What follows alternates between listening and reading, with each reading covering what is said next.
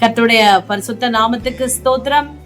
பிரியமானவர்களே, இந்த 211ஆம் நாளுக்கான விசுவாச அறிக்கை, அது உபாகமம் 23ஆம் அதிகாரம் 5ஆம் வசனம். உன் தேவனாகிய கர்த்தர் பிலேயாமுக்கு செவி கொடுத்த சித்தமில்லாமல் உன் தேவனாகிய கர்த்தர் உன்மேல் அன்பு கூர்ந்தபடியினால் உன் தேவனாகிய கர்த்தர் அந்த சாபத்தை உனக்கு ஆசீர்வாதமாக மாற பண்ணினார். ஆமென்.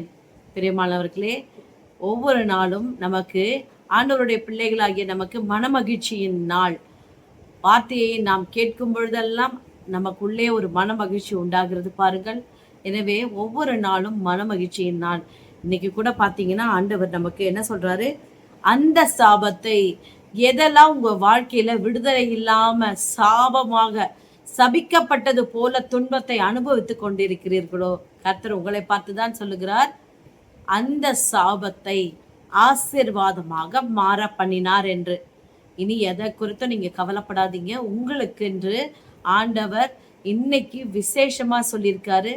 உங்கள் வாழ்க்கையிலே காணப்படுகிற எல்லா சாபத்தையும் கர்த்தர் ஆசீர்வாதமாக மாற்றி விட்டார் என்று விசுவாசிகள்.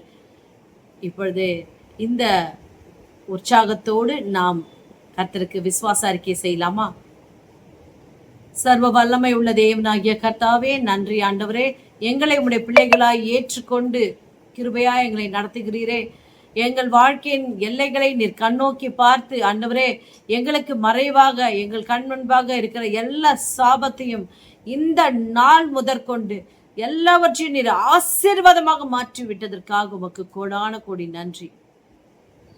இயேசுவின் மூலம் ஜெபிக்கிறோம் பிதாவே, ஆமென். உற்சாகமாய் விசுவாச அறிக்கை செய்யுங்கள். நிச்சயமா கர்த்தர் உங்கள் வாழ்க்கையில இதை நிறைவேற்ற போகிறார்.